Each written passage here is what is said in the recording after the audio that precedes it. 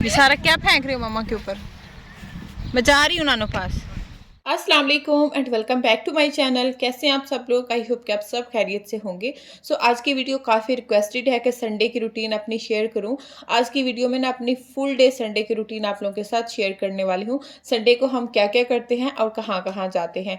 अच्छा जी, सुबह को हम वैसे संडे को लेट उठते हैं और उसके बाद जो है ना हल्का फुल्का सा हमारा नाश्ता होता है। नाश्ते में लाइक कॉफ़ी और साथ में फ्रूट चाट बना ली या फिर एप्पल खा लिया। उसके बाद जी मेरे हस्बैंड भी घर होते हैं संडे को, और बच्चों के साथ हँसते खेलते टाइम का पता ही नहीं चलता क्योंकि संडे को सोते-सोते भी लेट हो जाता है।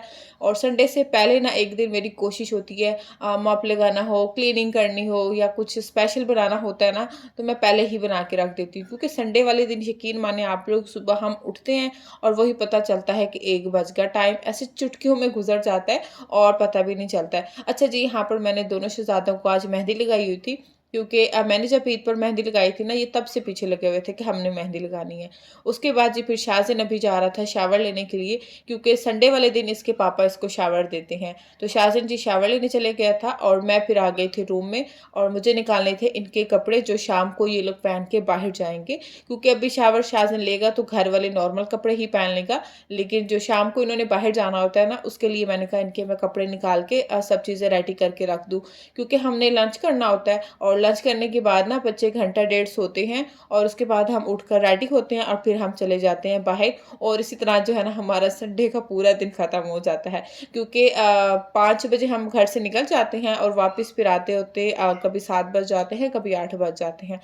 इसी तरह हम अपना संडे का दिन स्पेंड करते हैं। और यहाँ पर जी मैंने बच्चों के कपड़े भी निकाल लिए थे। आज मैंने इनकी ये न्यू वाली शर्ट्स निकाली थी, ये इनकी हमने ईद पर ली थी और पहन ये लोग अब रहे हैं। तो दोनों के कपड़े मैंने रेडी कर लिए थे और उसके बाद जी फिर मैं अपना ड्रेस सेलेक्ट कर रही थी कि मुझे कौन-सा पहनना है। वैसे तो ये काम मैं 1 दिन पहले कर लेती हूँ, लेकिन कभी-कभी मसरूफ़ियत इतनी होती है तो फिर सुबह के टाइम मैं कपड़े निकाल के रख लेती हूँ, क्योंकि जब उठते हैं ना हम नींद से, तो उसके बाद बस जल्दी से रेडी होना होता है और बाहर जाना होता है, क्योंकि उस टाइम बच्चे भी वेट नहीं कर रहे होते हैं और ये भी होता है कि थोड़ा रोशनी में हम बाहर निकल जाएँ, नहीं तो फिर अंधेरा हो जाता है।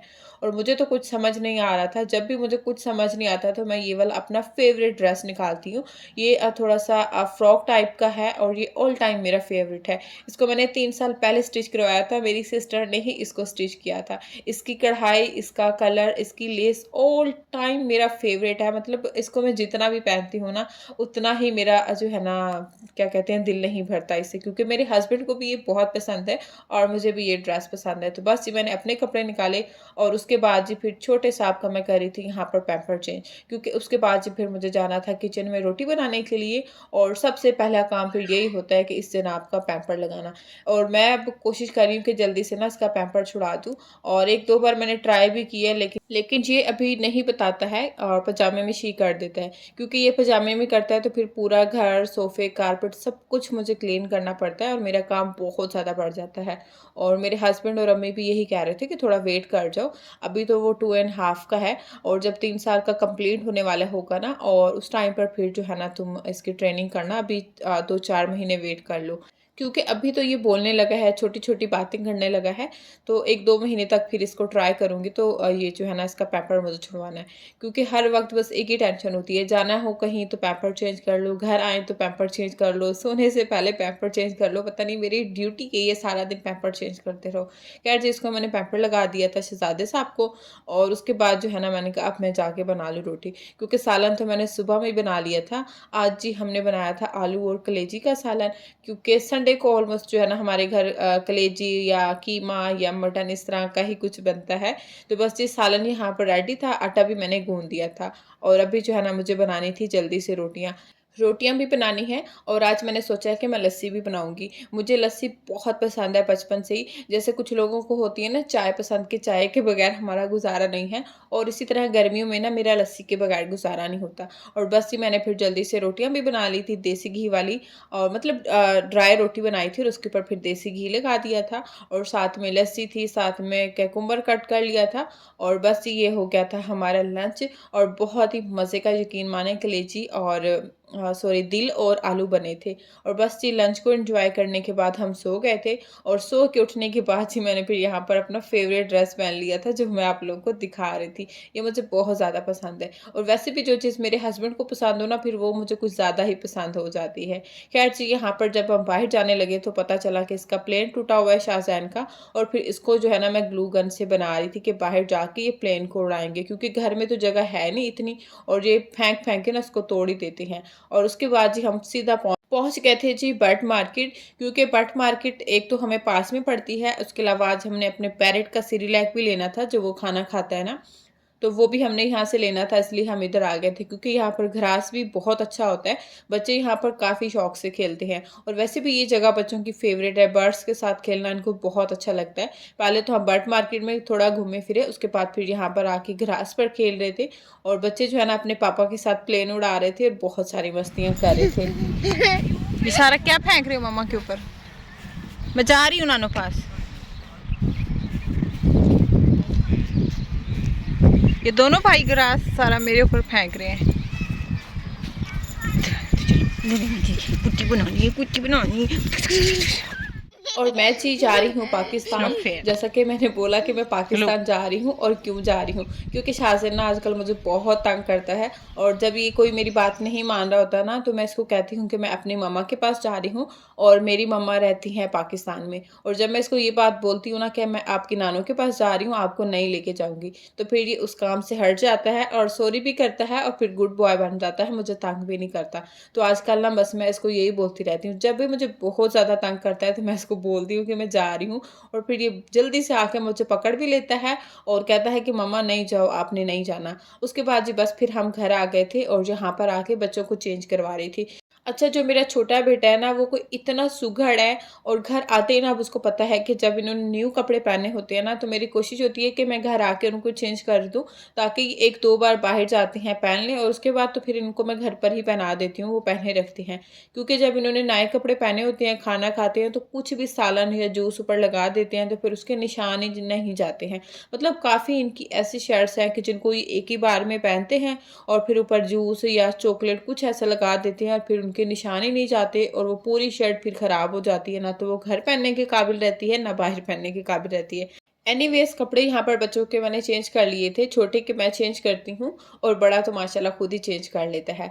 उसके बाद जी फिर मैंने अपने शहज़ादों के साथ थोड़ी लाडी वगैरह की, और उसके बाद फिर शाहज़ैन बाथरूम चला गया था, उसको पुप्पू आ गया था, और छोटा जो है ना वो आ गया था बेड पे अपने ब्लैंकेट के साथ खेलने। क्योंकि जब भी हम कहीं बाहर से आते हैं ना, तो ये अपने ब्लैंकेट को बहुत मिस करता है। इसने घर आके ना तो अपने ब्लैंकेट के साथ थोड़ा खेलना होता है, प्यार करना होता है, क्योंकि मेरे दोनों बच्चों को ना अपने ब्लैंकेट के साथ बहुत ज़्यादा प्यार है। दिन में 2-4 बार तो उसके साथ ये लोग ज़रूर खेलते हैं।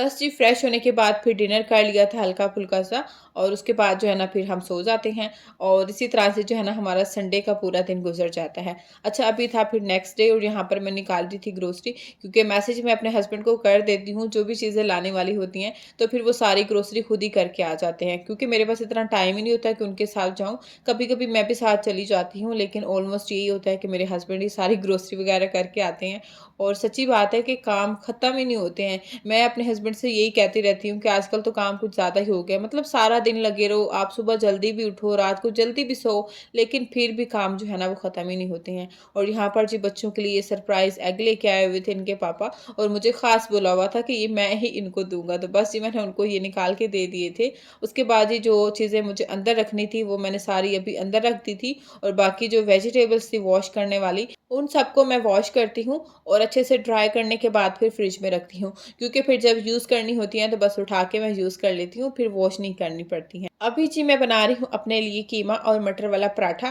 क्योंकि 2 दिन पहले ही कीमा और मटर बनाए थे, तो मैंने कहा आज अपने लिए पराठा बना लेती हूँ, क्योंकि मैंने पराठे के लिए कीमा निकाल के रखा हुआ था, और फिर मुझे टाइम ही नहीं मिल रहा था। फाइनली मैंने कहा कि आज मैं अपने लिए कीमे वाला पराठा ही बनाऊँगी।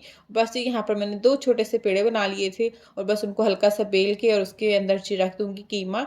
कीमा मुझे ज़्यादा सारा डला होना तो बहुत ही मज़े का लगता है। वैसे तो यहाँ पर फ़ेज़ 1 से मेरे हस्बैंड लेके आते हैं कीमे वाला पराठा, आलू वाला पराठा, पराठा उनका बहुत टेस्टी होता है, लेकिन जो हम घर पे बनाते हैं उसकी तो फिर बात ही अलग होती है। तो बस जी मैं एक ही पराठा बना रही थी, मैंने कहा बच्चे भी खाएँगे तो खा लेंगे, नहीं तो बच्चे मेरे इस तरह की चीज़ें बहुत ही कम खाते हैं, वरना उनको सादा पराठा बना हुआ हो ना वो खा लेते हैं। लेकिन आलू पराठा, मेथी पराठा, कीमा पराठा इस तरह का कोई भी मैं पराठा बना दूँ ना तो वो ये लोग नहीं खाते हैं, उनको पसंद नहीं आता है। ख़ैर जी आजकल मैं भी खुले हाथों से खा पी रही हूँ। मैं सोच रही हूँ इतने दिन से कि अपनी खाने-पीने की रूटीन को सेट करती हूँ और थोड़ा डाइटिंग करती हूँ, क्योंकि जब रमज़ान स्टार्ट हुआ था ना तो रमज़ान में मैं इतनी चिटखोरी हो गई हूँ, सब चीज़ें पराठे स्पेशली फ्राई आइटम्स खा-खा के ना, पकोड़े, समोसे और रोल इस तरह की चीज़ें, तो अब इतना मज़ा आ गया है कि अभी मैं अपने हाथों को रोक ही नहीं पा रही हूँ अभी कि मैं सोच रही हूँ कि अपने रूटीन को सेट करूँ, थोड़ा अपने हाथ को कंट्रोल में करूँ, अपने वेट को जो है ना वो मैंने अभी कम करना है क्योंकि मेरा वेट काफ़ी बढ़ गया है। अब देखते हैं कि मैं अपनी रूटीन को कब सेट करती हूँ। ख़ैर जी यहाँ पर मेरा पराठा भी बन गया था और उसके ऊपर जी मैंने थोड़ा-सा ऑयल लगा दिया था और बाकी जो है ना बटर लगा दिया था, क्योंकि खाली बटर लगाएँ तो फिर बटर जल जाता है, इसलिए मैंने थोड़ा ऑयल लगा दिया था और थोड़ा बटर लगा दिया था और बहुत ही मज़े का जी मेरा कीमे का पराठा बनकर रेडी हो गया था। अभी जी मैं करूँगी अपने कीमे वाले पराठे को एन्जॉय। सो ये थी मेरी आज की वीडियो। होपफुली कि आज की वीडियो आप लोगों को पसंद आई होगी। वीडियो पसंद आई है तो प्लीज़ वीडियो को लाइक करना है, चैनल को भी सब्सक्राइब करना है। मिलते हैं नेक्स्ट वीडियो में। अल्लाह हाफ़िज़।